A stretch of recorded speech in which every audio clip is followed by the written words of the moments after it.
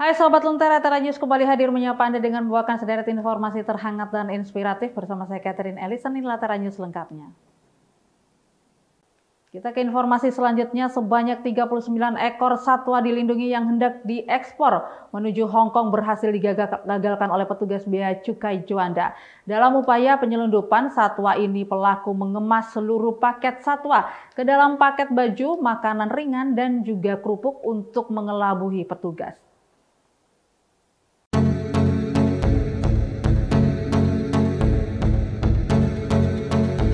Ke-39 ekor satwa tersebut terdiri dari 12 ekor ular karung, 2 ekor ular sanca hijau, 1 ekor ular piton, 5 tarantula, serta biawak dan iguana dengan jumlah total sebanyak 19 ekor satwa.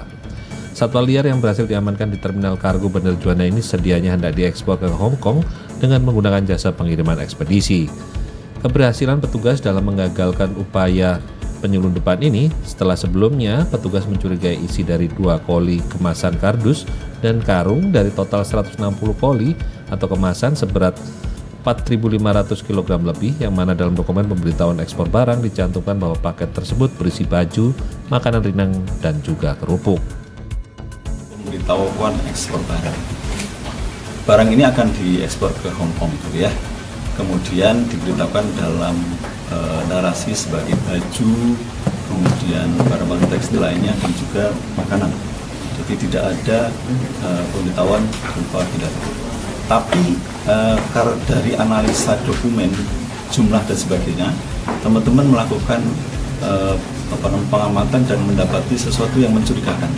Sehingga setelah itu kami koordinasikan dengan pemilik TPS, PT JAS dalam hal ini, untuk kita sama-sama lihat melalui mesin script.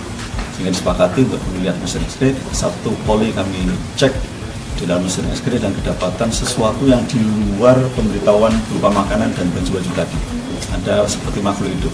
Sehingga kami lakukan pengecekan dengan membuka kolinya, kemasannya, dan kedapatan ada ular, ada iguana, ada tarantula, dan beberapa jenis makhluk hidup seperti yang teman-teman lihat semua.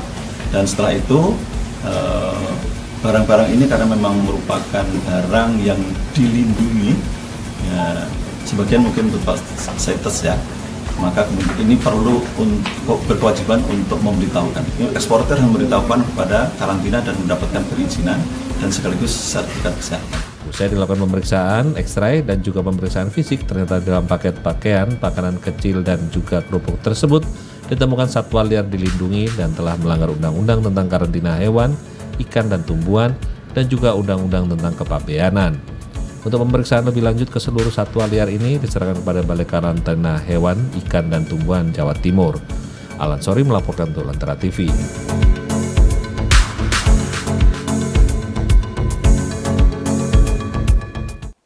Kita mulai dari Kabupaten Sidoarjo, Jawa Timur. Komplotan pencuri motor kepergok pemilik motor saat akan menggasak sebuah sepeda motor jenis trail. Namun 2 orang pelaku tersebut ternyata nekat melawan dengan mengayunkan senjata tajam.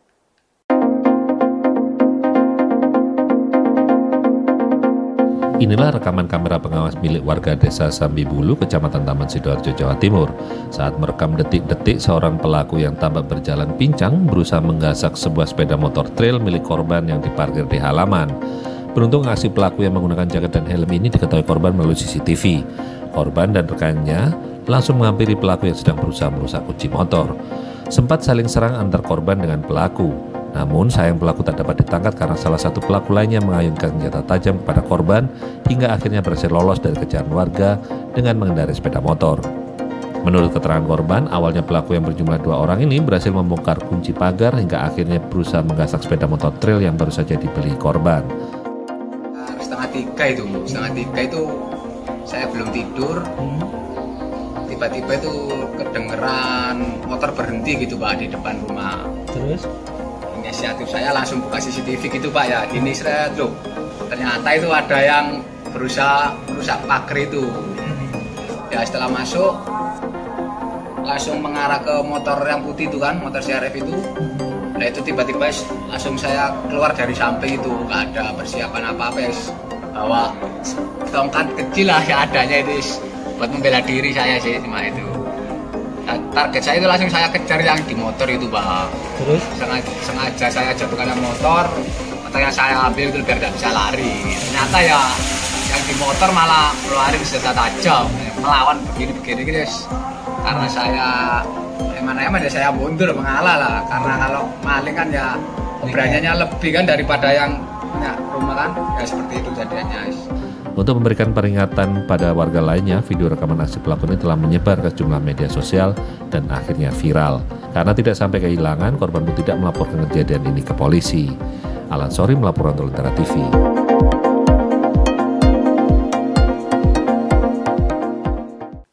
Usai jeda kita akan membahas tentang pasangan diaspora Indonesia yang sukses membuka restoran di Amerika Serikat. Jadi tetap bersama kami di Tera News.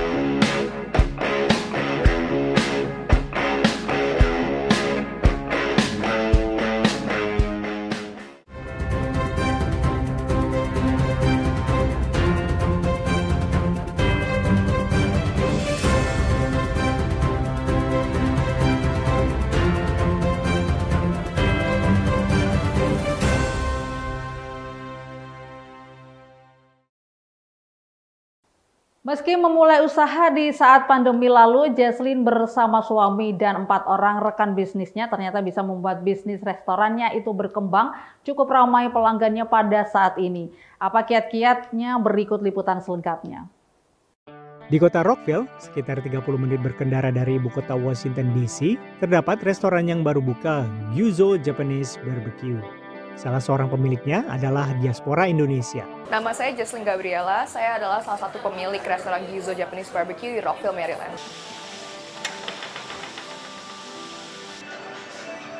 Halo Jess, apa kabar? Restoran ini rencananya akan dibuka awal 2020, namun karena pandemik baru bisa beroperasi November 2021. Kita dapat bantuan dari pemerintah, tapi juga kita puji Tuhan pas awal-awal buka ada aja yang datang gitu, kayak ada aja yang kayak customer yang datang. Awal-awal kita nggak expect bakal rame. Pertama mungkin karena kita undang banyak Yelp Elites, itu bantuan mereka juga. Jadi yang local Yelp Elites di sini bantu kita buat promote bisnis kita.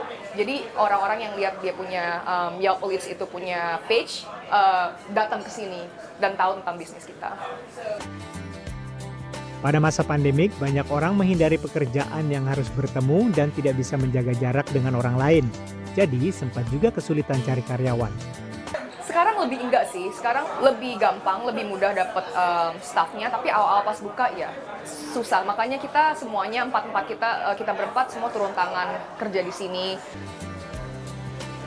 Sekarang kita ajak Anda melihat persiapan di dapur. Kita siapin rice and noodle dishes yang ikut ramen juga, habis itu appetizer-nya, dan seperti yang kita bisa lihat ada potong-potong daging juga di sini. Tapi kalau daging kita masaknya di meja. Di meja nanti ya. My lunch was delicious. Thank you. Yeah, I had a bento box with steak and chicken and curry rice and other wonderful dishes. Ini kan kalau dilihat model-modelnya sama ya dengan Korean barbecue. Tapi perbedaan yang mendasar tuh apa sebenarnya? Kualitas kita lebih mementingkan kualitas sih daripada kuantitas. Kalau misalkan Korean barbecue itu lebih banyak kan. Dan dagingnya jor-joran banyak gitu kan, ya. Terus all you can eat. Dan kita juga ada wagyu. Korean barbecue biasanya nggak ada wagyu. Wah, kalau gitu boleh nyobain wagyunya ya? Nah, ini wagyu yang melting di mulut. Ini aku masukin semua. Bismillahirrahmanirrahim. Top. Enak gak? Walaupun kecil, nendang banget. Di Amerika, masih jarang restoran yang mengusung konsep makanan Jepang yang dibakar langsung atau barbecue. Umumnya, konsep ini dilakukan oleh restoran Korea. Dari Rockville, Maryland, Ronan Zakaria dan tim Susagaya, VOA. Kedutaan Besar Republik Indonesia Washington DC kembali membuka pintunya bagi warga Amerika Serikat untuk mengenal berbagai kebudayaan yang ada di Indonesia. Dengan memakai event Halloween yang merupakan tradisi di Amerika Serikat, KBRI memperkenalkan berbagai produk Indonesia dari cemilan untuk trick or treat hingga film horor Indonesia. It looks so cool. It's like, pretty. Oh my gosh, and the decorations, it's so cool. Like the webbing. Staircase is gorgeous. Yes, and the paintings. Oh my gosh, it's so cool. Yeah. It's like a really cool place because It's like super cool. there's a lot of like Like- open places where things could like it's like kind of scary and stuff like that. I feel like old buildings have like a reputation of being haunted. Warga Amerika dengan berbagai kostum datang dan menikmati dekorasi Halloween sambil mempelajari sedikit sejarah Walls McLean House yang berusia lebih dari 100 tahun. For me, I felt very welcomed, and it's a very rare opportunity for one to be able to visit an embassy that's not of my country. So I'm glad that you're putting an effort into organizing all of this. Pengunjung diajak mencicipi produk panganan kecil Indonesia yang bisa dibeli di berbagai jaringan supermarket di Washington DC dan di berbagai negara bagian. Kita menyajikan kopi, hot chocolate, wedang jahe, kita juga ada bubur ketan hitam, bubur kacang hijau, tapi kita juga ada produk-produk Indonesia kemasan yang memang sudah ada di pasar US. Jadi kita di sini juga kasih info di mana mereka bisa cari produk itu. Ada yang dijual di marketplace, ada juga di mainstream supermarket juga udah ada, dan juga Asian supermarket. Untuk produk makanan dan minuman itu sebetulnya peluangnya sangat besar. Cuman memang kita perlu terus menggaungkan lagi ya nama Indonesia, produk-produk Indonesia, karena memang kita masih harus bersaing nih dengan banyak negara kompetitor kita.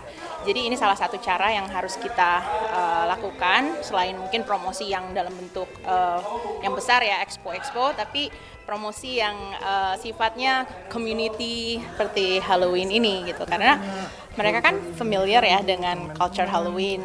Jadi kita pengen coba produk-produk Indonesia ini di-blend dengan culture mereka. Jadi mudah-mudahan bisa lebih diterima produk-produk Indonesia. Acara ini digelar di Kedutaan Besar Republik Indonesia di Washington DC yang menyulap gedungnya dengan suasana Halloween. Hantu-hantu Indonesia seperti pocong diperkenalkan sesuai dengan tema film Siksa Kubur yang diputar. All I know is that it's super cool in here, And we know it was it's owned by awesome. someone with a diamond, Hope Diamond. Yeah, someone has Hope Diamonds. Whose name was Walsh. And they thought it was haunted, and that's why Indonesia could get it for a sale. For a little Yeah. while. And Yeah. it's so cool. And they're gonna renovate it though for the next 3 years. And they have great like little cultural candies, and obviously the tours. Yes. It's so pretty. It's so pretty. Ini merupakan kesempatan terakhir bagi warga untuk menikmati gedung KBRI sebelum ditutup untuk renovasi yang rencananya akan memakan waktu beberapa tahun. Dari Washington DC, Rio Tuasikal, Aryatno Budianto, dan tim VOA.